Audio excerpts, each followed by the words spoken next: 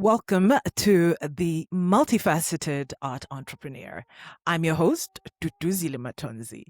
This is a space where we talk to the architects of the creative industry, those who have moved from survival to sustainability, and also figuring out how other artists can make sure that they're sustainable within the art. On today's show, we have Cliff Moustache, the artistic director and founder of Nordic Black Theatre, a theatre in Norway. Cliff is an award-winning director, playwright, filmmaker who has spent over 3 decades at the forefront of decolonial and transcultural theatre in Europe.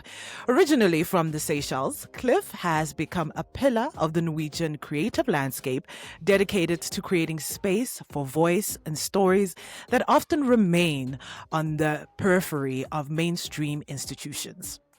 In 1992, he co-founded the Nordic Black Theatre in Oslo, an institution that has become a global benchmark for the artistic diversity and social transformation. Through its stage and its educational arm, Nordic Black Express, X-Ray, Cliff has mentored generations of artists, providing many, including myself, with their very first professional opportunities in the industry. Beyond his institutional leadership, Cliff is a celebrated storyteller whose work explores the intersections of identity, history, and global citizenship. His commitment to building the other stage has redefined what it means to lead a sustainable, mission-driven creative enterprise or entrepreneurial spirit, providing that when the existing industry does have a seat for you, you have to build your own Well, what theater. an introductions. Well, thanks. It's a good honor sitting there talking to you, Leslie, Dudu, because I call you Dudu. This is what we call to each other, But I know you're Duduzile. But thank you once again. Thank you for a good introduction. Important right now for artists because we're entering this in a space where it's going to be more and more difficult for artists because there is no priority. Government doesn't prioritize art. Art is something that they just use, but they don't think it's so vital important for human, for the health of human. I think they haven't understood yet the importance of art because they never prioritized it. That's why a lot of artists have to leave the art field because they see they can't survive. But I think it's not because if we just don't create things for ourselves, then the love, the passion we have for what our destiny of life is, then we're going to lose that. That's what we live for, in a sense. If we can't work for what we live for, then what's the use of being here, in a way? So I think it's it's a very tough road artists are taking, but we need to take such risk in our life in order to nurture the things that we love mostly and what the thing which is most important for humanity in this time. Yes. Well, before I can see you've gone straight in, and I love that you're ready to talk about this. And before we go in, I would like to do a little icebreaker. And the icebreaker question is, what does Moustache mean? Thing, I mean, like in so many contexts, like your surname is unique. So what does Moustache, this famous surname of yours that has a lot of people... Moustache is very masculine in a sense, because it's something, that little thing we have here. This is what it is, It means a mustache. Because it comes from the Arabic Mustafa. So it really does mean a mustache. That's what. Yeah. We got people from everywhere. We got people from Asia, from the Arabs, from Europe, and of course the populations are African there, 90% African. But we got the mix of everything because my mum, who married an African Indian whose name was Moustache. His name was Leopold Moustache, which is very colonialist. Leopold, which is a name from Belgium, the king of Belgium, but Leopold Moustache. So that's, and then people laugh when at school they laughed at us, It's about, why you don't have moustache? Because as a kid you don't have moustache, So So we know that the only significance of moustache is this thing there. That's why we have to wear it until we go down into our grave, you know. So that's what it is. Yeah, so we have to. To maintain the family name. Mm-hmm. That's amazing. I think like because in most African contexts, like names and surnames usually are given during when you were birthed, like either the circumstances that surround it, if you're being celebrated or whatnot, and surnames are tribal lineages where we can connect. And I find that the West doesn't always know how to trace back the meaning of the surname, but they do have the family line. They can trace down the line. They're like, no, but in 1345 there was a whoever, but they can't really explain the name of it. And for us, because of our oral culture, I think that's how we are able to trace back, by really making sure that we understood what the name meant. French and the British, they don't, and then people were, especially we from African descent, in a sense, we just wanted our all.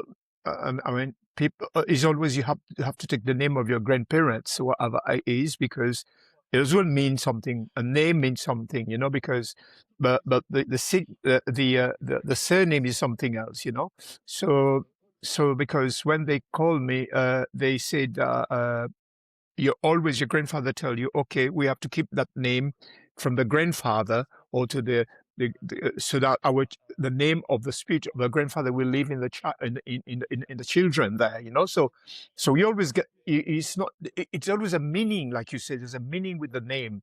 It has a significant, you know. It has a kind of, I think it's for me, it's like they're passing the spirit to the children, because they know they're going to go away. The children have to now embody that spiritual craft of the parents, so then can live on, you know, in a sense. So that's also another thing. Even when the colony 200 years about under the British and French, we also had this sort of resilience to nurture the spirits of our ancestor, in a sense, to bring that in us as we go along. But the surname was something that they were given to us. You know, not the name, the surname, you know. So a lot of people in Seychelles got the surname of people from French and English, in a way. If you go there today and see, you know, say, oh, you got that surname, then we have to find out how that did happen, because your parents were different, in a sense. I guess in terms of surnames, it's also like how to trace it's ancestry. It's oral traditions that in a time where we couldn't really document, or we did document and it was destroyed. But moving that, how did that kind of like influence your entrepreneurial spark? And especially in a foreign country, tell us about your journey. How did it begin? Where did you get the ball in a time where homogeneous white Norway? It was not that simple. The fact was that when you I finished my education, studied in England, come to Europe, work a bit on the street theatre and then came to Norway. And then I was not intended to stay there. I thought about I'd be there just for a while and then go back to England. You know, I thought there was more opportunities in England. It was also harder. But the fact was that it was like, after a while, I thought about, wow, maybe I'll stay a bit longer. And I knocked some doors at the theatre, certain theatres. And the fact was that the door went open, you know, because, you know, so you are different. Because they didn't tell you that you weren't coming. They let you in, but they said to you, unfortunately, we like you, but you don't speak Norwegian. So you know deep inside what that meant, you know, in a sense, which means that, well, you have to go and learn Norwegian. So, of course, one learns Norwegian and you see still the door was not open yet for you. But then my experience myself was, and then I saw that from National Theatre, they took a director from England to work at National Theatre and giving the director an Norwegian translator to work with. And that was a turning point in my life. I said, they will never let me in. So if they don't let me in, then I have to start something, which is also my desire. You know, the dream was to be what you've been educated into, and that is what you want to prevail. So I started before I start Nordic Black Theatre, I started something called Artists for Liberation, meaning I met a lot of foreigners who were musicians. None of them were actors, but I just wanted to work with them, write plays and stage it with them, so that we kind of involve in the art scenes, and that inspired me very much. And then when I saw there was no black faces on stage in this country, and there were even at the Academy of Acting, there were no people like us, and I think these people did not. For me, was a kind of, they don't have a vision that the world is changing. So if we don't do anything in 30 years' time, we're going to fail. So we thought about they don't have that vision that we have. We have now to start something that belongs to us. That's what we use, the Nordic Black Theatre. The Nordic Black, because people laugh at us. Why Nordic Black Theatre? It's our identity. We are black. And we live in this country, which is Nordic. So we don't want to ask you permission to call us Nordic Black Theatre. We design the name Nordic Black, because that's why my identity at that time. And then you also lift up the blackness, which were not much talked about at that time. We're talking about in the beginning of 90s, in a sense, in the art field. And then we have my perspective there was, how will the theater be in 20 years' time if we don't do anything, if we don't start our investing for the future? Investment was very important. It's a capital investment. It's a knowledge. It's something that the society needs. So to tell you shortly, this is how I think the driving craft was what I'm telling you, that made the whole thing started, in a sense. And I didn't want to ask for permission. And I think that I have a right. This is a part of a human right to create a work, so that I'm not using the state. I'm not depending on them. But at the same time, I want to make them realize that we are here. The political scenario for me was just to say, right now, I'm here to stay. That's it. And I have to build. So I thought that was the driving craft that made that made Nordic Black Theatre became what it is, establishment what it is today. Because we can't ask, we can't wait, because when we receive, will never come. And if we wait, it will come in their condition, how they want us to create our own space. So we have to take the space, in a way, and invest for the future. Investment is very important in the art field. Well, you've told the story before about exactly how it happened. Like, there's the thought process of, okay, I need to change. But what are some of the things that you encountered? You talked about it first being on a boat. I mean, that's an amazing story. Who starts a theater in a boat? So tell us a little bit more about the story of how the process of, now we're on this boat. Now you have to mortgage your house. The thing was always that I thought about, I saw a lot of theater, Norwegian free company is getting money from the States. What they do, they have short-sighted kind of visions. They just use the money for productions, and without thinking that, planning how they can also build their own entity.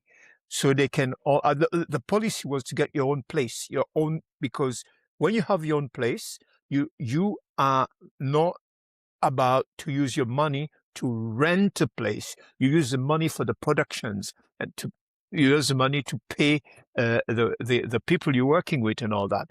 So the thing was that we decided we were renting a place for the beginning at so-called Park Theatre, and then after 10 years, the owner, we wanted to find a way how to buy the place. That was the whole thing in our mind. We wanted to own our place. There was a policy, the driving, that we don't want to move from one place to another. We just want to have a place where people know where we are, and then build a community around it. Invite the community to us, because they know this place is also for them. And then we heard in 2000, there was a ship that sailed all the west coast of Norway, because Norway is a long country. The transport were not for traveling for art was not very efficient. But they use a ship that sailed the west coast of Norway with books and art and all that. It was cheaper in a sense. So we knew that in the 2000 millennium, we applied for money to, if we can go on the buy space for a month on the boat, so we can travel with our plane to the west coast of Norway. This is where we got money from the States. We pay for a month.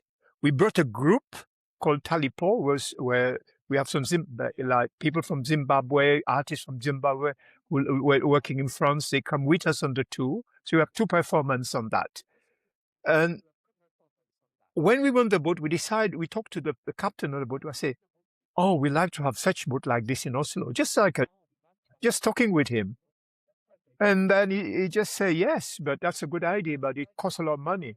So, but after we finished the tour, in 2001, the owner of the ship called us. He said, "Listen, the boat is on sale because the European Union decided that this boat is too old to do the same kind of travel and bringing art to the West. We have to buy a new boat, but that one is on sale. If you are interested to buy it, you can buy it." We didn't have no money. We asked the price. They said, but we say, we can't afford. And then that was it. It was the end of the story. But 2 weeks after, they called us back. They said, probably nobody, maybe they want to sell the boat to us. Then they said to us, "Well, how much can you pay?" Well, without thinking, without even knowing we said, at that time, we're talking about 2001, we said 2 million Norwegian crowns. We didn't have that money. We didn't have the cash. And they say yes. And then we have to find out where to get the money.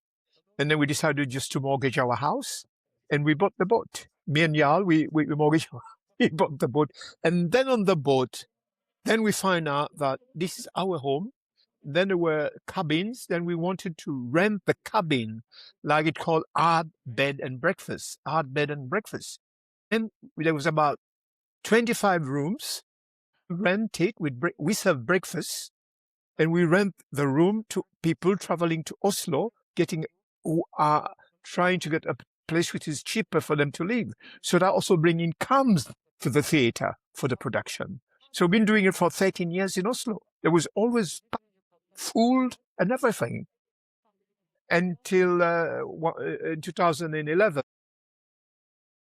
Even the boat was in the place in the harbor before they built the National Opera of Norway. There was no cultural institution there except the boat. And then 2 years after, they built the opera there. And when the opera came, just to tell you explain my story, the opera came, then the whole face of this part of Oslo started to change, become modernized, and a lot of trade people come in there, and the boat was too old to be there. Then they decided that the boat has to go. We have to either spend a lot of money to refurbish the boat, which we can't afford, and we sold the boat. And then we are looking for another place. We didn't want to rent. We wanted for a place for us to own a place. And there was a place where we are today. It's called the Cafe Theatre, the Nordic Black Theatre, which is an old Methodist church, who was owned by one of the big Norwegian writer who wrote Sophia's World, Josef Gorde. That house was on sale for 13 million Norwegian crowns. Remember, we sold the boat for 500,000 crowns. Where will we get 13 million crowns? But the thing is that I think, to me, investment is the state of the mind. It's not the capital there. So we decided to talk to him about if we can every year pay in 13 years, every year pay him 1 million Norwegian crowns, so that after 13 years, the house will get to us. First, he thought about this very Norwegian way of doing business. But then we have some people who knew him. We had a lot of meeting, me and Jarl had a lot of meeting with him. And then he decided, okay, he took a risk. And last year, we pay him everything. Then we own now the church. So that's, this thing to me, investment is not the capital. First is the mindset, and to the mindset, if we want to succeed, we've got to invest in our mindset. This is what capital thinking is all about, and you have to have a vision how to make that come into practice, and then you have to have a solution or 2 or 3 solutions. That risk. As artists, we need to take such risk because we have nothing. We had nothing to lose. That was the whole policy of Nordic Black Theatre. We have nothing to lose. We have only now to prosper. And that's where we are today. And now we have that place there. And we're doing art and business at the same time. We rent it when it's possible to rent. And we also new artists coming out who doesn't have a place to perform. If there's a free space, we give them free so that they can also expose their work and get known to the public. Yeah, so that's shortly talking about how we from a boat to a church, and that and now we are blessed because we have a church now. So, yeah. Now you have a church. It seems like the structure of how the theater makes money is a combination of having a bar, having a bar/restaurant, having the artists also coming in if they want to do their launches. There's also the in-house plays that are happening. There's panel talks. So it sounds like you've built a structure that has multiple streams of income, and it's not just necessarily all about specifically a specific kind of niche of art. Because when we look at the food and beverage side, people need to eat, people need to drink, right? And either way, it is something that actually feeds back into the business. But another tier that you've added to the business model is introducing Nordic Black Express, which is kind of like the school. And from the last time I was there teaching, I don't remember how far you guys were trying to also make sure that, because it's higher education, that it becomes more notarized than it sits right now. Tell us more about that integration of saying, okay, now we've had these tiers, we're making enough money to sustain the theater, but actually I want to give back to the community. Let me introduce because the school is so important because the ideas of the school started because we saw the government, where local government of Guinea was struggling because a lot of young people with minority backgrounds were having hard time. They were not succeeded at school and they didn't have a job. And they fall out of the system. And what we were thinking, because the Norwegian government decided that they have some money where to invest in foreigner to learn Norwegian. So we went straight to the administrator of the borough, where we said, listen, we have all the ideas. We have a lot of young people here who are unemployed. If you give us some of the money that you gave for Norwegian courses, we'll take them in. We use theater as a tool so they're introduced to the language. The student we're going to take are people who are unemployed. They are between 18 and 26. And then maybe it was something that they never thought about. They said, wow, that's a great idea.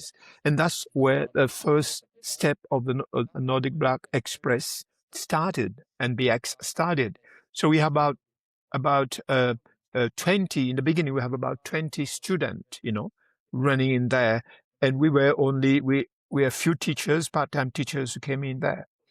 But after, just to make the story shorter, to tell you where we are today, we decided that the school is important because the academy were not taking any people with other minority backgrounds. So if we have to invest in the future on the scenario of art, we need to invest in the future generations there. So what we thought about was that we asked the Art Council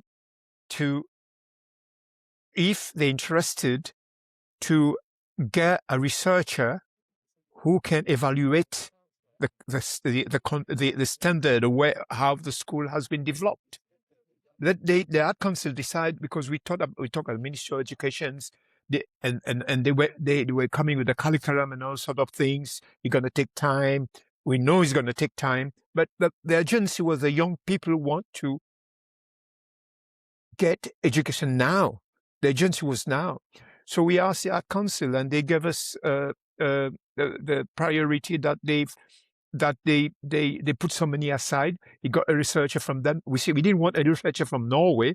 We set condition on it. We don't want any researcher from Norway. We want somebody from outside Norway to see us, because in Norway they don't see you, especially if you're black. you know. There's no neutrality. There is no neutrality. So we came. I understand. So that. It was a lady came. Everything was there for her just to go into it. We're not going to manipulate her. Let her clearly go with a fresh mind and find out what we've been doing. And after a year, she wrote the report, and she says this place have to continue the work. And then we deal with the Art Council when we ask them that they have to pay. The Art Council have to pay for the education, not the Ministry of Education.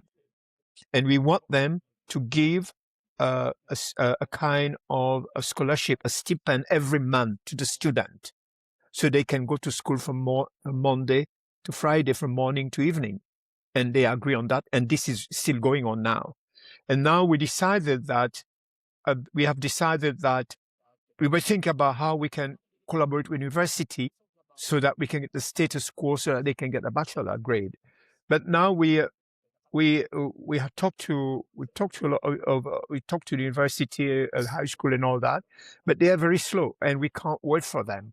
But what is happening today? This is like last year, 5 of the students of Nordic Black Theatre was admitted at the Art Academy of Kiel. So they took 5 out of 10. They took 5 of the students there, which means, because wow, that was it. Because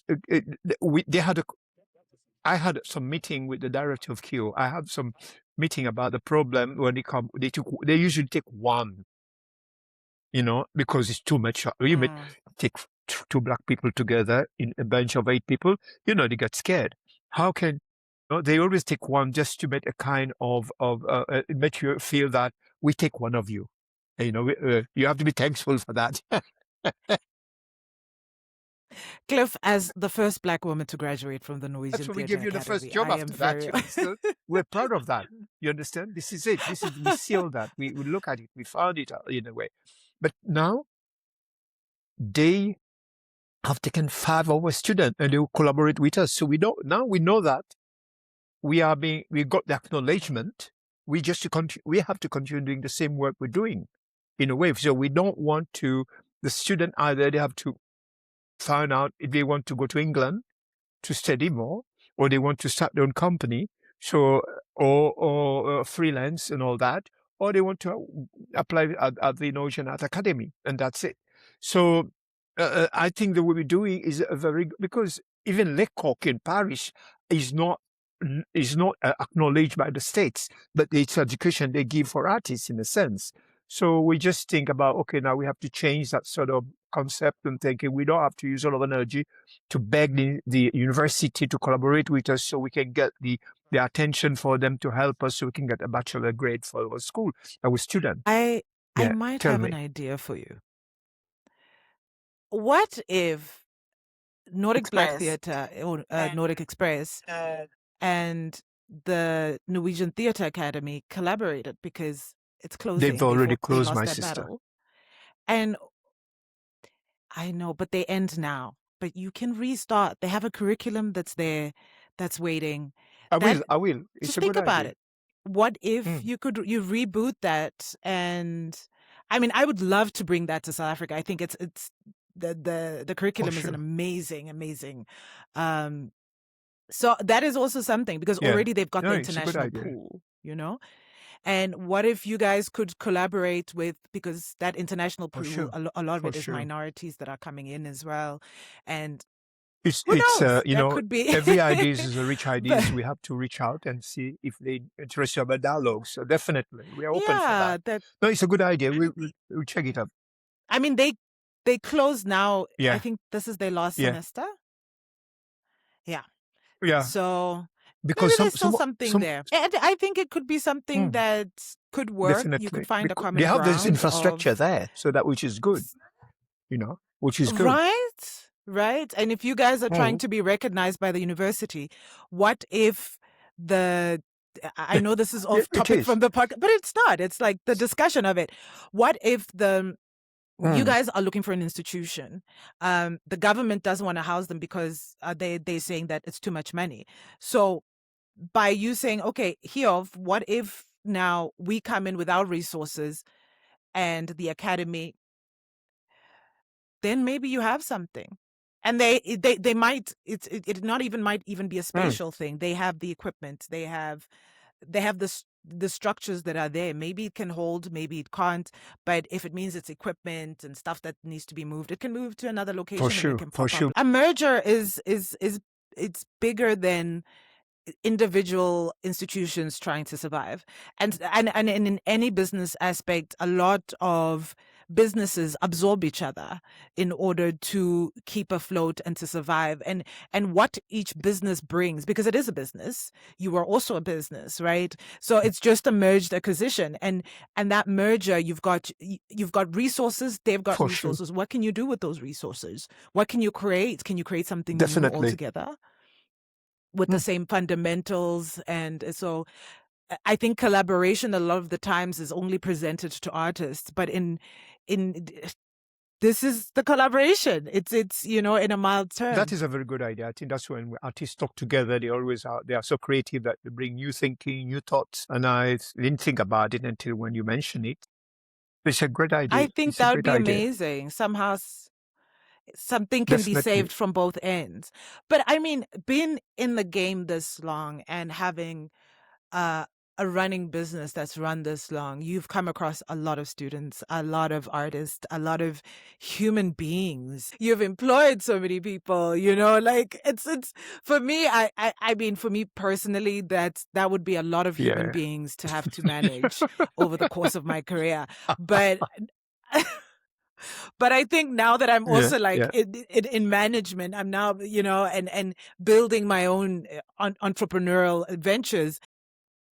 What do you hope your lasting legacy will be for the That's next a very interesting generation? question.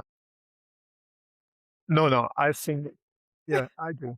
I mean, when It we does. all It build a does. It legacy, does.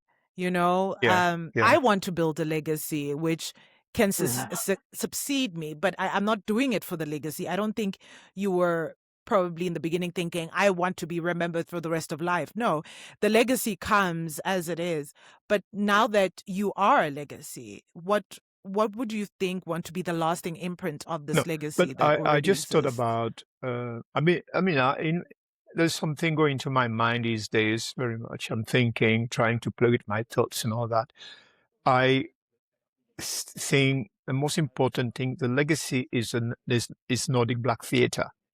The thing is that it's something that it cannot vanish from this country. So from Norway. So these are the things, because we are now decided that having a talk with the administrative director, we're talking together about that. How can that, we're talking about, this is about legacy. It's about how can the branding of Nordic Black Theatre will continue to live. So we shaped something called like a relay, a relay race, that who's going to take the race further on. That's why we invest in the generations. Exactly, the baton. So this is why we invest Baton. in generations. Yeah. So which means that today, Nordic Black Theatre has become institutions whereby it has to live its life. It's not because the day I disappear, Nordic Black Theatre will vanish. The day I disappear, Nordic Black Theatre will live, because it has been planted to live for a generation who's not been born yet. So that, for me, this is not a problem, because you don't create legacy by taking it in your pocket and put it in and die and go in the grave. You create legacy whereby the work you have done is being remembered and being nourished and shared by the generation who feels that there's a room, a space for them to develop themselves, so they will continue the work that has been doing for 30 years ago, 40 years ago. So these are what we are working on me and my administrative director, how we can structure those things for the future, and how we're going to reestablish the board, and young people will come in the board, how because we have done the work, and the work is there. It's just like the coming people there should make sure that they proceed with the work that we have already structured to develop for young generations. And I think this is the best legacy that can be, because to be remembered, Nordic Black Theatre should be remembered. That is it. It has to be. I mean, it's not. It's not. I don't think it's questionable. It's an institutional structural adjustment that was created, and unless you have like a really volatile far right government that comes in, and completely erases it. Even if you can take away the church, you can never erase the memory but of it. We had very good point. This, when you were saying that, is very important, because we foresee the political change as coming, especially in Europe. But we now being ownership of the building, that they can say, okay, you change the game, because we can rent the place, we can do the work, we don't have to beg them, and we don't get to get anything, but we have the structure there to continue the work in other forms. We can have, that's why we are so multi sort of facet in the work. We can have concert, we can have studies. We have to find a way so that the work will continue. With even the government, the policy of the country change, so they can't change what we implanted already, because we're going to be there. We have the base to continue the work. That's why ownership, to own is also give you the kind of craft, it gives you the power to make decisions about your future. If you don't own anything, your buildings, then you have to go, or you spend so much money going everywhere and spending money there instead of investing in the art. So we have now to think about ownership. We need to own our destiny. And I think that is also important to discuss. Yes, very much so. When I sat on the board of Roosendaal Theater, the biggest conversation at that time was acquiring the building. And, having this push and pull with Gov, trying to figure out, how do we acquire the building? Because once we have the building, we know we have a space where artists can return to, a space where it can evolve over time. But, when you have your asset to create your work, like when we switched on to start recording, you were like, oh, Mike, and I was like, these are investments that I made over time, so that eventually one day when I'm like, let me start a podcast again for the 100th time, but I know that I have the equipment, I know, and I see a lot of artists will hire. And I know that government, especially the Norwegian government, is very much specific of like, no, it's best for you to hire. They are actually not building artists. They're really not building them, because that hiring process really is codependent on funding. But if Gov could actually say, actually, we're giving you money so you can purchase equipment. You can purchase the things that you need to use rather than hiring. You're empowering artists, and you're saying, whatever it is that you need to purchase, if it's for the future of what you're doing, then at least, even if we know we haven't given you funding, we know that you'll still be in creation mode. So in terms of, visual arts has more structure and also more business. It's more business focused. And performance arts, a lot of the time, what performing artists are taught is that you're a vessel, you're an artist. It's lovely. But there's never that, guys, you're a business first. And I think that's very interesting, that the reason why a lot of performing artists struggle is because they want to be a vessel. They're taught, you come and you perform. And I think we've had this conversation before where I'm like, I'm a business first, and art is a service that I supply. right? Because if you're going to work on your own and you're going to be dependent on the next paycheck in between those times, what are you going to do? And I know with a lot of Norwegians, they work in kindergarten, they work as masseuses, they work in cafes. And I think my biggest thing was, I don't want to work in a cafe. I don't want to work with Norwegian kids. I think they're cute, but I'm not a kiddies person, like I'm not a kid. Yeah. And maybe one day I will, but and so for me it's a matter of how do you sustain yourself? What other ways in which you can really make sure that how do I stay in the industry but also stay financially okay?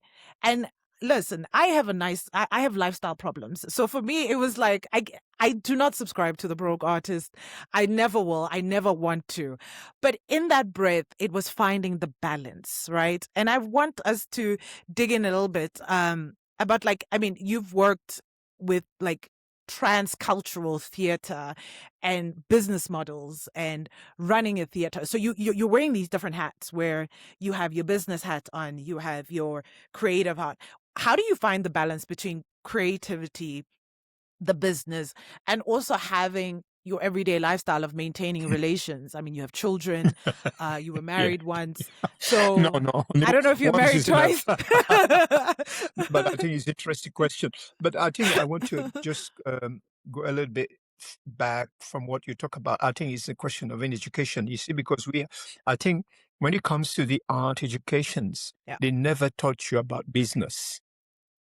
This is where I think the Yes. fundamental wrong kind of education is that they ask you to be an artist. They don't want you to, you can apply, you can Yeah. do that, but they don't give you the insight of how can you become an entrepreneur. I know, and entrepreneurship is what artists are all about, and that's what we have to talk about, because you can talk about, you think about business only people doing economy. No, we're doing economy too, because our art pay everything for us. Every day. This is the whole thing. That's why, to me, personally, what triggered me is that ownership. How can you kind of govern your own destiny, and you have your own vision, and you don't want you can go further on and collaborate international, national, with other branches and all the people, and then you don't have only to keep only to being like you're doing now. You're more multicultural, multi art you're doing, because you got all the backgrounds you have, and this is it. Because if you keep to one thing and you stick in one thing, and then you don't have any progressions, and you won't survive financially, because you know that business is a part of your everyday life. Even you have a wife or a husband, you need to feed them when you come home. And then you just can't say, I'm going to work. And you need to think about, I have a family, I'm a human being. I have also to feed my people. I have to get job for the people around me who doesn't have jobs. I have to develop project. I have to collaborate with different artists, different ways. And I think that for me, from the Nordic Black Theatre perspective, is that we think that we will be more or less become more multifaceted, in a sense whereby we collaborate with all type of art. And then the foundation is funding, is to get money to rent what your space, to also make sure you can employ people there, you can in the space, and to make sure that you the community know your space. They can come there and ask you, for example, for people ask us, we're going to get married. Can we marry in the theater? We say, yes, you have to pay. You understand? We Which is rent, amazing. and even some people don't even go to the church. They bring a priest to the theater because it's an old church, and they marry there. You understand? So we have to open. This is a mindset. We cannot say, no, we can't do it because we are theater. And this is we just stop neglecting Right. all the possibilities that we have, because we're dealing with human being in the end. Art is human. And I remember there was a year where I think there was a year I sang at one of these events. It was for the Minister of Arts and Culture who threw her birthday there. The so-called one of the Ministry of, it's called Trinche Grande. He was he was the Minister of Art of Education. He was It was the education. lady. Yeah, she was there. Yeah, but she Yes, rented yes. the place. Yeah, She and then rented we the get place for her artists. birthday, and And that also giving artists work. And at the same time, the theatre is making also money by renting the place. And then we know artists, we selected artists for them to come there. So this is how part of the business is also all about. It's not just being director, having a play and doing the same thing all the time. You just have to have the open mindset to say that it's a business. You're developing. do you find that the business side can take from the creative side? Because I think a lot of people's fear is that, the mundane administrative business work can really take from the creative side. I think for me personally, it has. I was recording with Aisha, and she was talking about, like, I find that it feeds back because when you're able to write your project down, when you are able to, like, articulate it in words that can be said, and you can see your idea and it kind of like bubbles up, then you're actually saying, okay, you're actually manifesting it into life. You're bringing it into life. But at the same time, you now have the structure that exists, and you have the creative side because you also do in-house productions. Do you find that one takes from the other, or do you think that they're a I perfect like merge merging. I coming like to in? merge because I think every single thing are important. You have to put it together.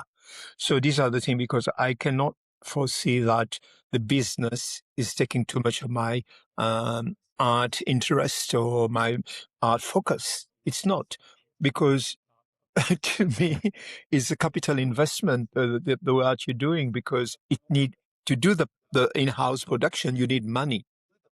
You need money to pay the artist. If you don't think business-wise, are you talking arts, then you fail. You understand?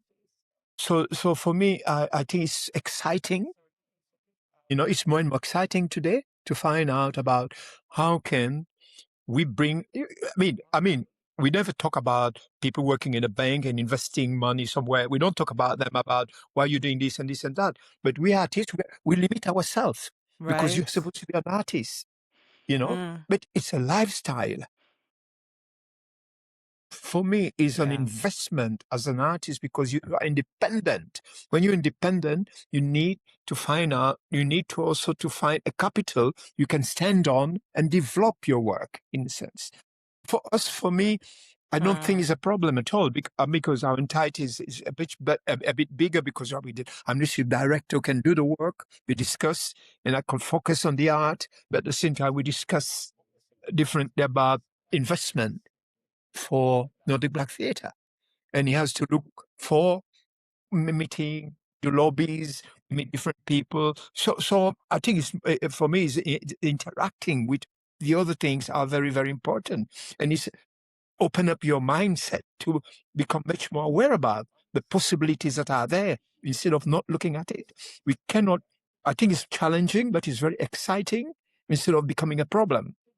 Because if we fail, if it's a problem. I think one aspect of reality that I realized was also we're especially as independent artists, we think that we have to do everything ourselves, right? And I have to apply for the funding, I have to do the reporting and whatnot.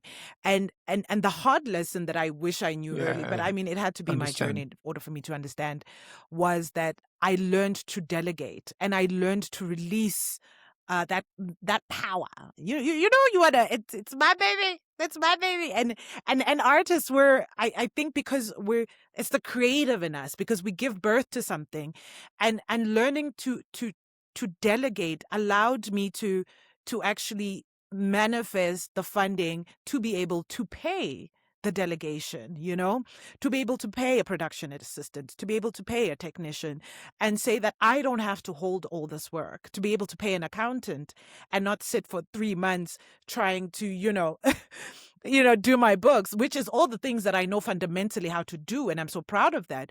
But I think that delegation is very, very important when it comes to our darlings. And I think that's the business hat coming in. And with all of that, our final question, We I can could see do that me and you could talk for 24 hours hours, here. marathon run. What is one piece of business advice? I mean, because for me, that was like learn how to delegate that you wish you had known when you were just starting out. And what are some of the, trial and error that you like, actually, When I this is how I'm going to started, move forward? I started all by myself because I become the administrator, artistic director, the writer, the instructor, the teachers and all that. Then because there was not so much sort of funding, so I managed that, but I learned so much on the way. And then you come to the second grade where you want to expand it. And then for me, partnership was very important. And in partnership, there's something called trust. The trust is so important when you have that sort of kind of visions, what you want to achieve in certain years, and you have to build on, and then you need to have people who you trust 100%, who also trust the ideas of your creativity, so that the person will be able to find ways to sustain that, a financial capacity. So then I was so lucky that I study who I'm going to work with, and I found out there was only one person I can work with because there was a trust. And when that trust came there, then my shoulder relaxed. Then I focus on my art, and then I know that the person there, the trust has got a free hand to find out how can the application can be made. I can write something, give it to him, can develop it, and set a budget, work on it in a bigger scale.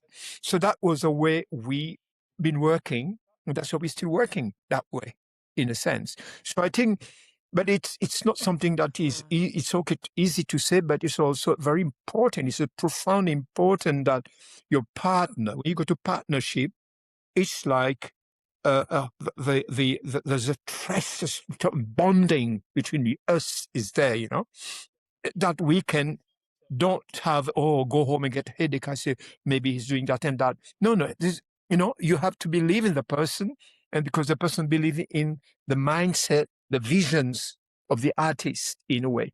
So that's why probably I'm lucky. I got free hands. When decided to do things this way, when decided to establish community, then we are together there. And then we work together. And then you have to find out the application has to be sent there, how it has to be done. When we got meeting to the parliament or the lobby, we do it together.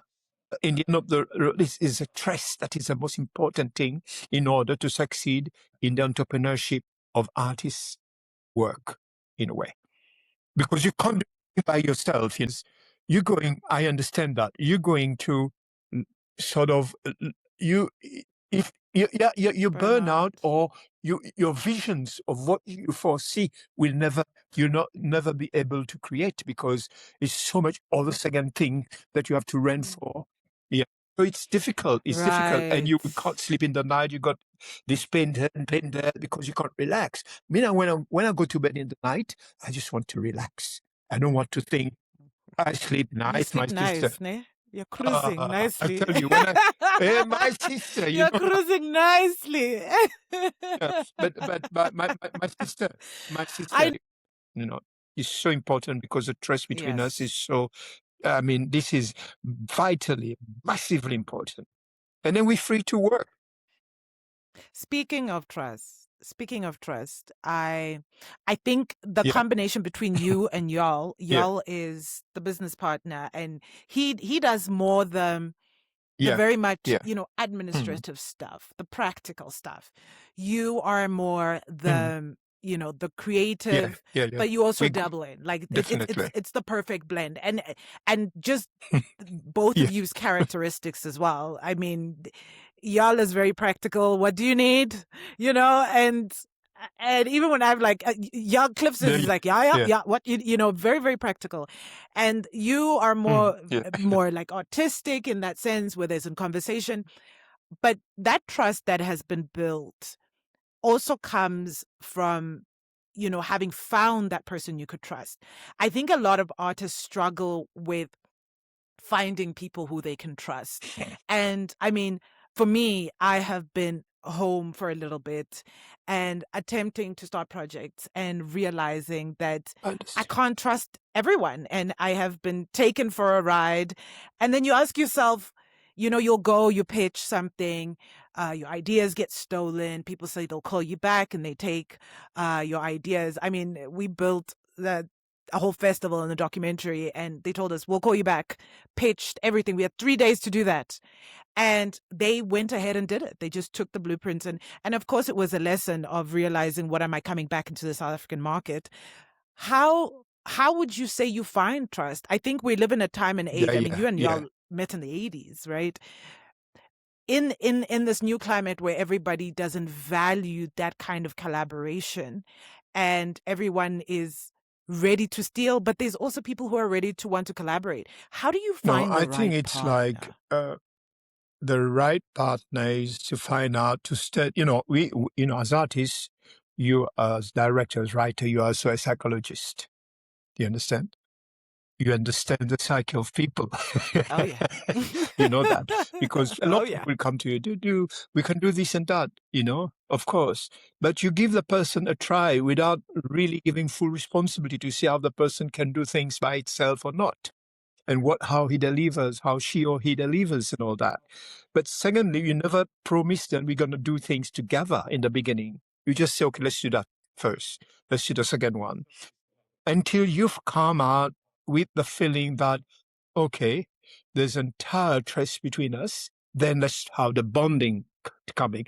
It's a process also, because you can't pick anybody, say, oh, I got a partner, we're going to do that together. Because you know how people are in our time. They think about themselves. They say, oh, I got opportunity, then suddenly you start working with you, and then you got somebody that will say, I pay you more than you, and then the person leaves you and go over there. You see?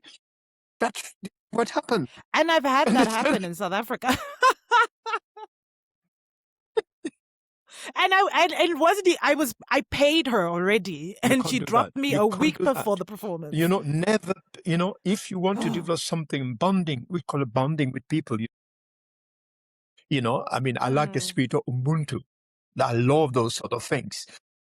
Yeah. No, that Ubuntu spirit is what is screwing us over.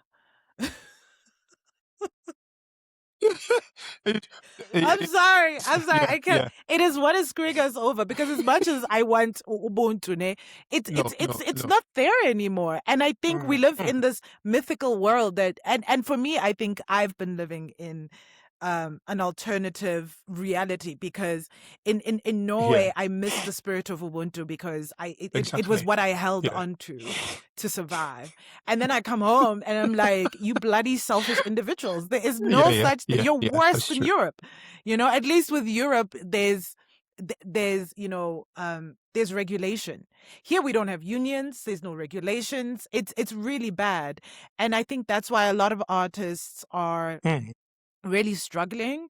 And I think this is why I try to create this platform to say, how do we fix this? How do we empower artists? How do we really get to make sure that artists learn something, like rather learn what this could look like and then say, this is not for me, But I mean, do you have any advice before we close this off, before I ask you any more questions, to young artists, to older artists? Because I think a lot of the times people will be like, what do you have to say to the youth? No, what do you have to say to the adults who are fighting for their lives? I think it's very, we live in two different countries, because we have a structure here. Like you said, the unions are there, the laws are there, the protections and all that. When you come to another place, it's so difficult. It's like total anarchy in that field. It's very difficult, in a sense. Because there's not, in fact, the structures are not there.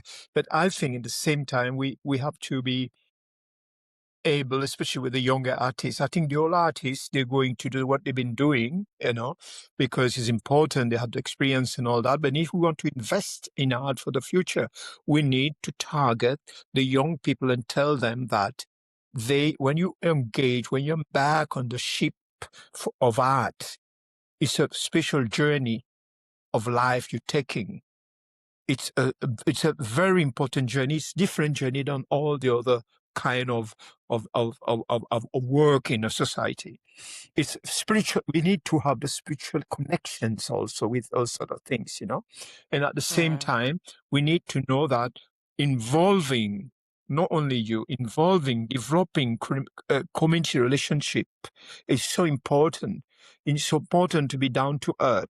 It's so important to foresee that you will be able, don't run, but take your time to develop what you feel is the right thing for you to do with it within your community and your friends. Because the young people just run too quick, they don't get result, then they drop it, they find something else. And then we're going to suffer in the end because the coming generation, there's no art anymore there. So we got to tell them that the journey they're undertaking in the art field is so important, is so healthy for humanity, is the best thing that human can do.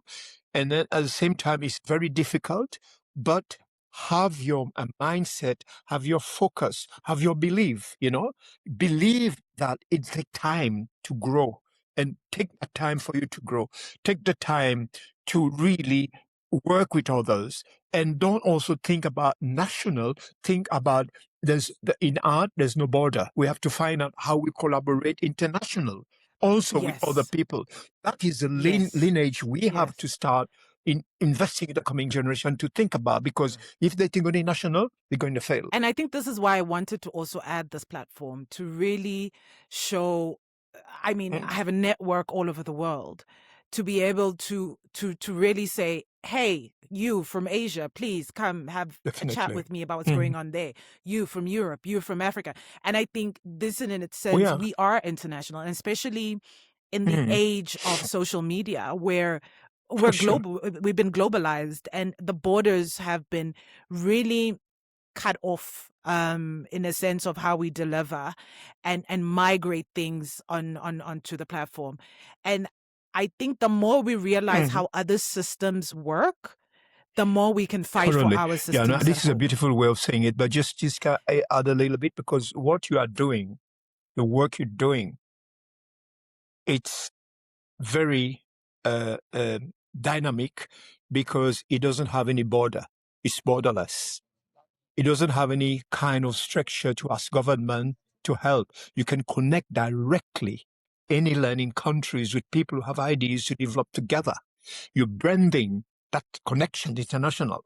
And I think these are the way we have to also invest in the younger generation to use those platforms, whereby they will be inspired to believe that they can also make it there internationally.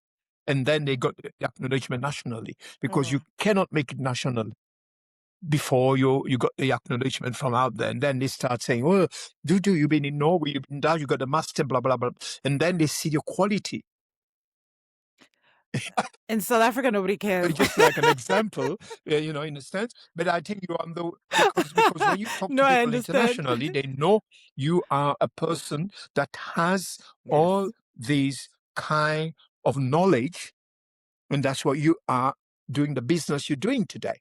And that for me is most important, the acknowledgements come from you and your people you're going to relate to internationally, because they know you have the competency, yes, in the economical, you have some investing power in you, because you're investing. It's an investment you're doing. This is an investment, and it's a long-term investment of many things that are going to build on it. Oh, my sister. Oh, thank you so much, Cliff.